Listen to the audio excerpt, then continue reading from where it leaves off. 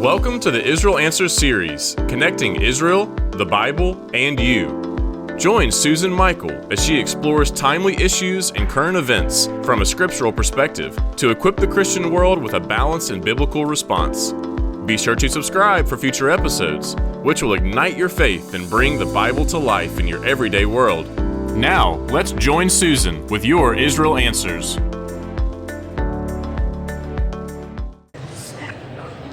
So we are here at the National Religious Broadcasters Convention, and I have run into a good friend, and I'm so happy to be able to introduce to you Hananya Naphtali. And he is from the Prime Minister's office in Jerusalem, and he was a speaker for us last year at a gala dinner that we did, and so just really so happy to have you here, Hananya. Thank you for having me. So you are known as a Jewish influencer. Your work for the Prime Minister is in the digital department, so you're working on social media, and you've built quite a following for yourself on social media. So we're very honored to have such a personality here with us today. So tell us how that came about. How'd you get started in this? Wow. So I served in the Israel Defense Forces. In Israel, everybody has to when they turn 18. And I was recruited into the Armored Corps. In 2014, I participated in the Gaza War. And unfortunately, we have too many of them. It's hard to keep up with it. But in one of these wars, I fought in Gaza. I fought Hamas. And it really, when we fought there, I saw what we were doing. We were given strict commands. You are not to target civilians. You are not to target Palestinians. Your enemy is not the Palestinian people, but Hamas, terrorists. That is actually the enemy of Palestinian people for being there. So when I came back from the Gaza Strip, I saw the protests against Israel. It's crazy. I came back from the Gaza Strip. I opened my phone. I called my parents to calm them down, and I was actually very encouraged. My mother told me that they are praying for me. They know that the angels of God are surrounding me. So it really gave me like a very strong power nap that we all needed. And after that, I opened my phone. I see anti-Israel protests, burning the flag of Israel, hating on Israel. And I was not okay with that because I knew what we did in the Gaza Strip. And they were saying that we are war criminals. So I decided to change that.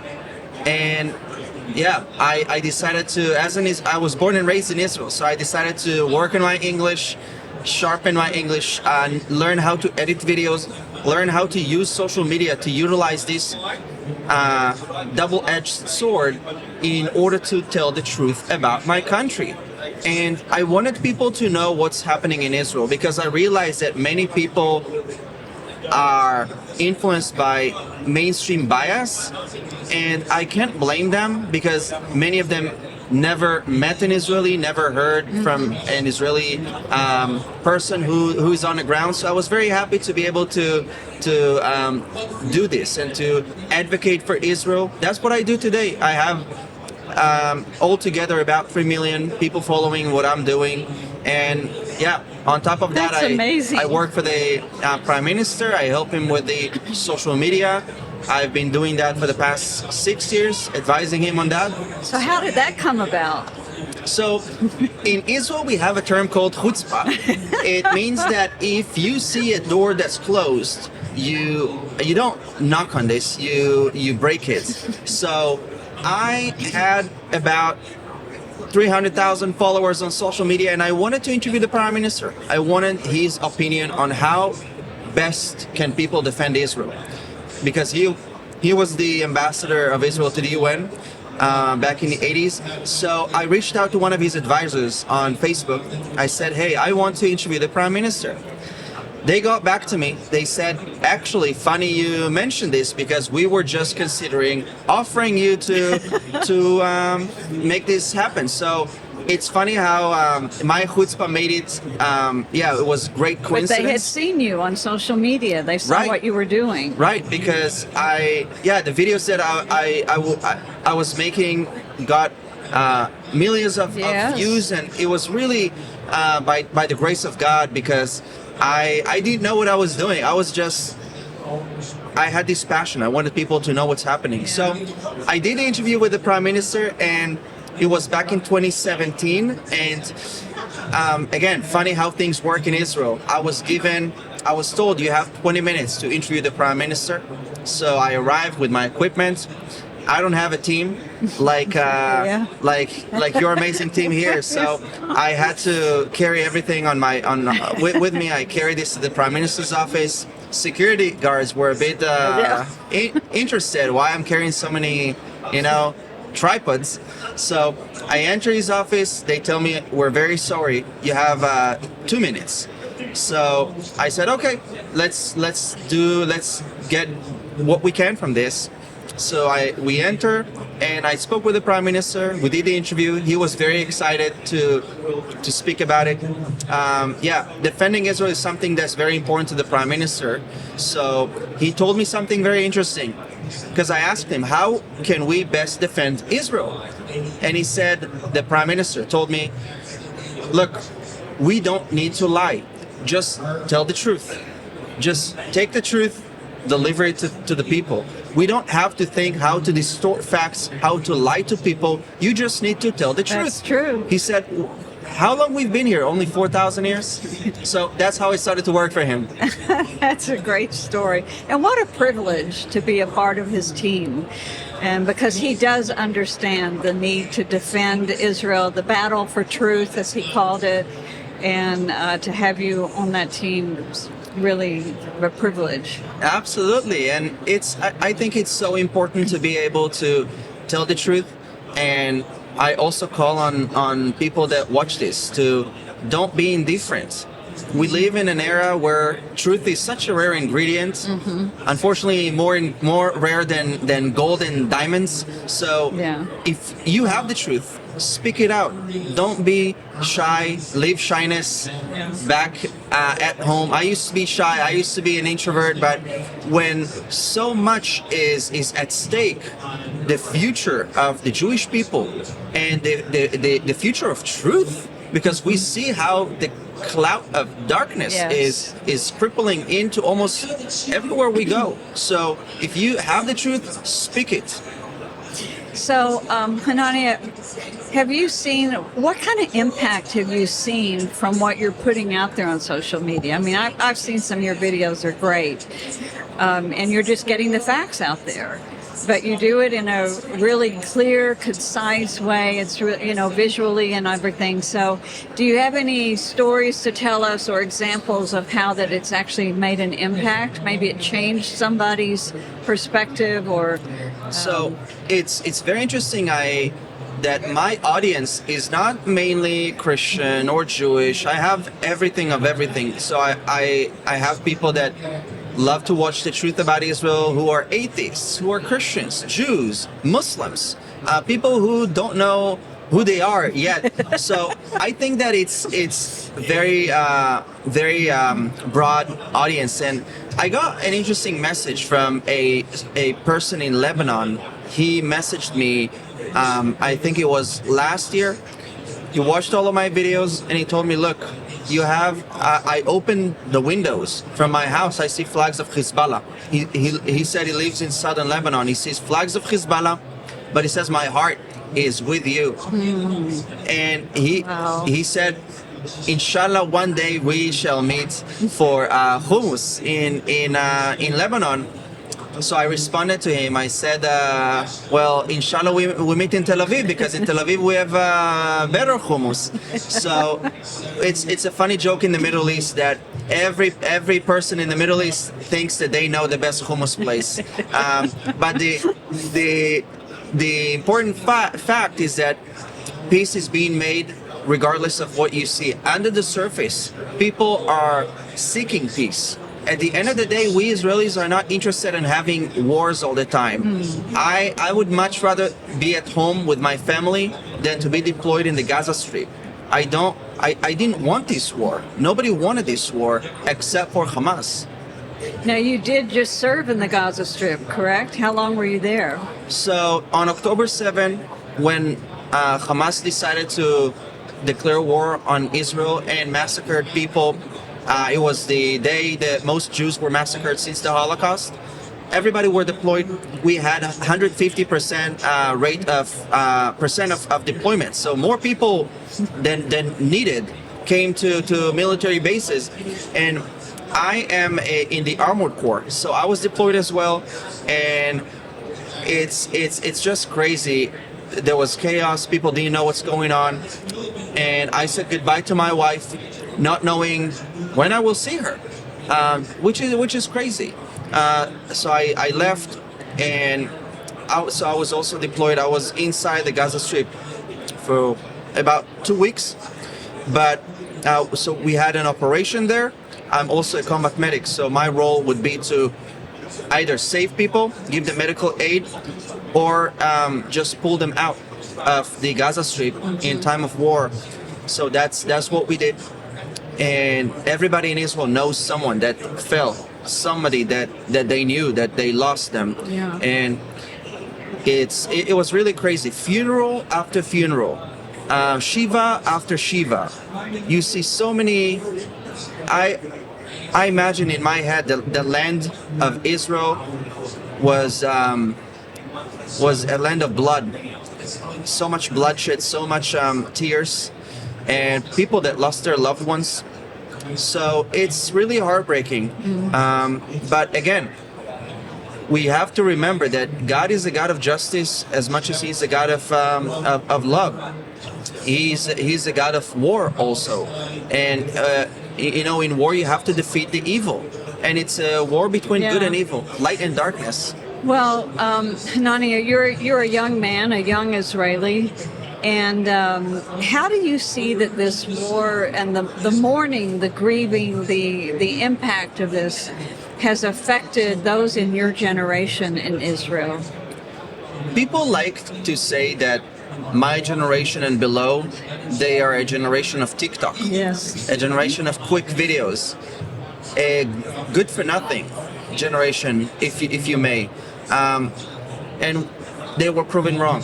That this is a brave generation. A generation that never lost their identity to TikTok videos. A generation that seeks meaning. And a generation that is willing to make the ultimate sacrifice for the cause of Israel. And we have many people in Israel that are now suffering trauma.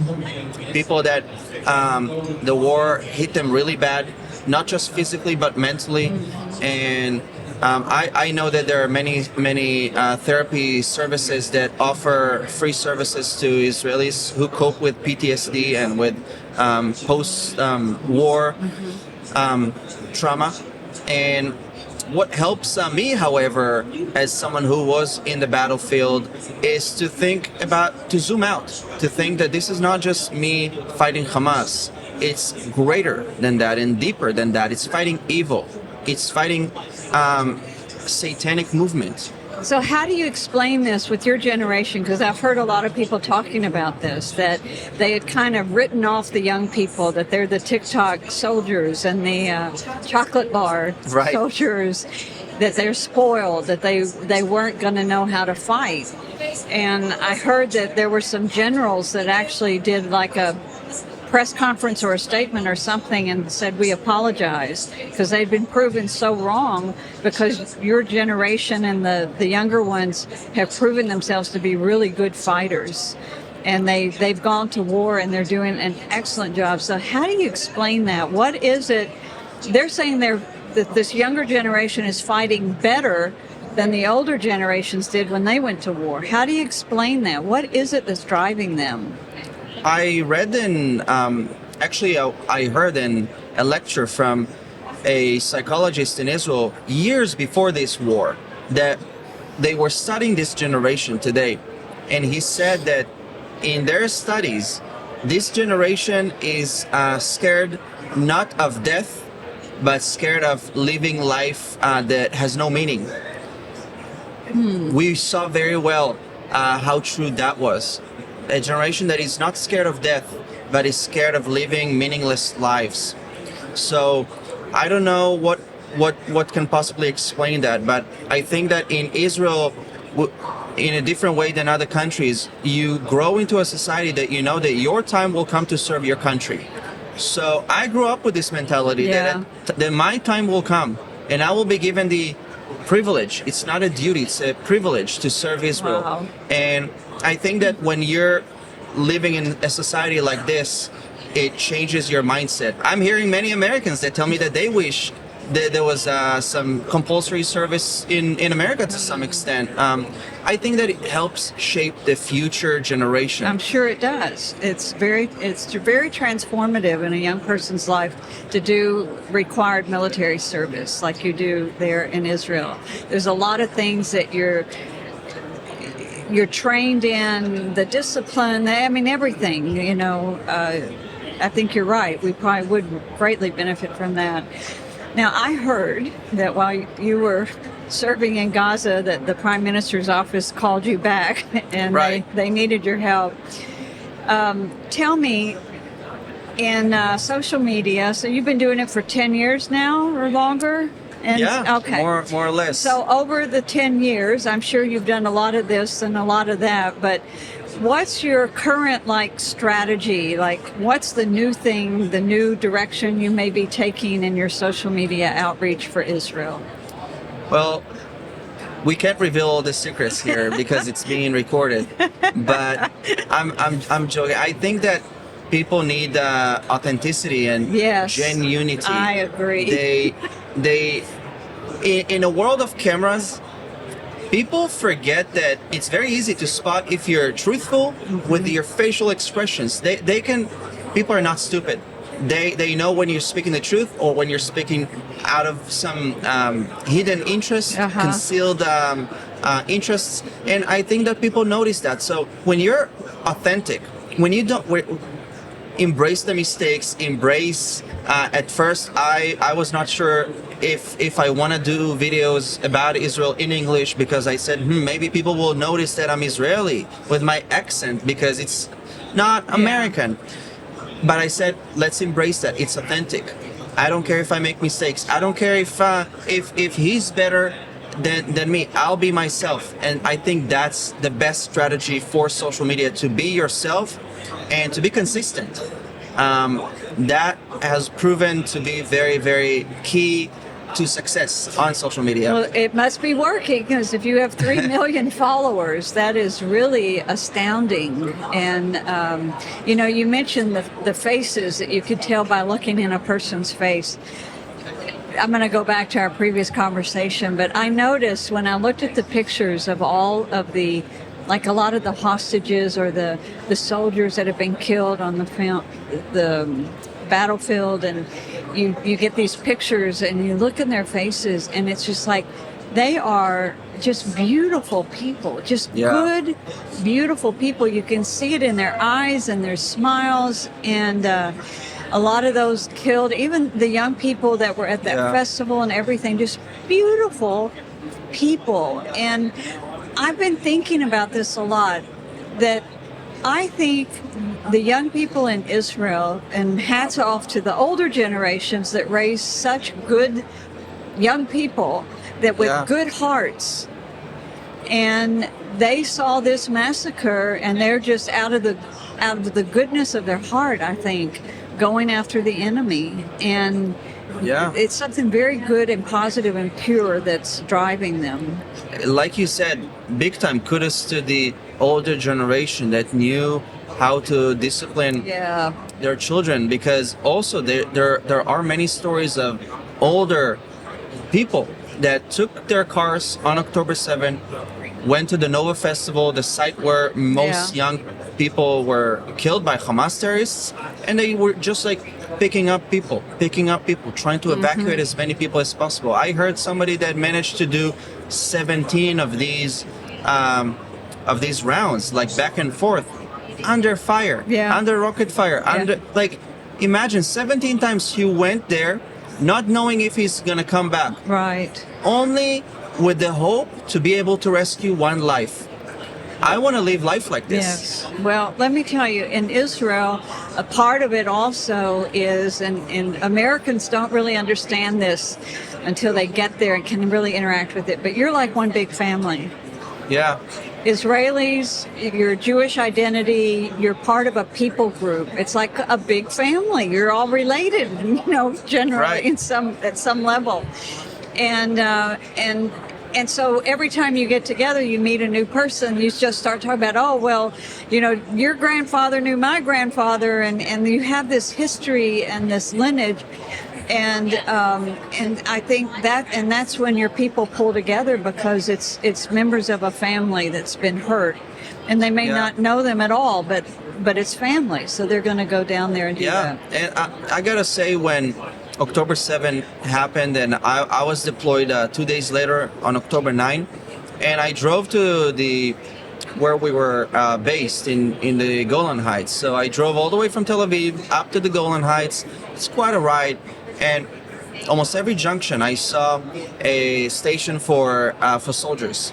I was surprised how fast they were able, and keep in mind, it's war. It was like the beginning of a really big, like, rocket attacks everywhere, and yet civilians took themselves to the junctions with hot coffee, tea, flags of Israel.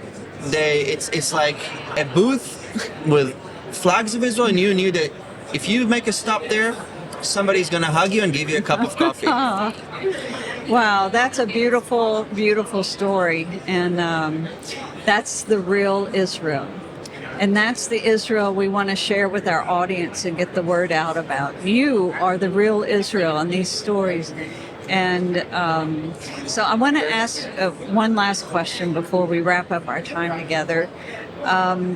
Tell us a little bit about your family background. You're Israeli, but you actually are a believer in Jesus. You're Christian, Yes. or however you identify it as. Tell us, that came from your parents? Is your parents believers? Yeah. So in a world of identifying as this, as that, so I'm proud to be Jewish, and I believe in Jesus. And my parents, they immigrated from former Soviet Union. As soon as communism collapsed, they immigrated with the help of the Jewish Agency to Israel. They kind of almost like smuggled them via Budapest to Israel. And as soon as they landed, they were met with identification cards, everything. They welcomed them. After a very humiliating stripping of their citizenship in Russia. And they came to Israel. They were not believers. They were actually secular Jews. They later started practicing Judaism in the city of Tzfat in the Upper Galilee. Yeah. And they long story short, they met somebody that was very happy. They were wondering where this joy is coming from. So now they're believers. I was born into this family, and I myself decided to follow in the footsteps of Christ when I was 14. Oh. And I'm proud of this. There is no need to be ashamed of what you believe in. If people have a problem with that, it is their problem, not mine. I didn't make it a problem. That's wonderful. Well, we want to thank you for coming and visiting with our audience today and sharing your story. And we just pray the Lord blesses you and continues to use you as He already is, but grows your impact even more. And so thank you, Hananya. Amen. Thank you for having me. God bless you. Yeah, great. We hope you have enjoyed this episode of Out of Zion with Susan Michael. Be sure to subscribe to Out of Zion now on Apple Podcasts, cpnshows.com, YouTube, or wherever you like to listen and learn. Out of Zion with Susan Michael is a production of ICEJ USA, all rights reserved.